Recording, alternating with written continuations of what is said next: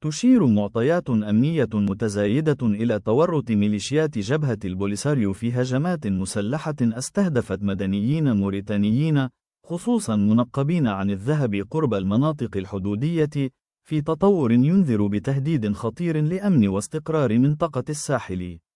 ويرى مراقبون أن تكرار هذه الهجمات يتجاوز التوترات الحدودية ليصل إلى مستوى أعمال إرهابية تستدعي تحركا دوليا عاجلا.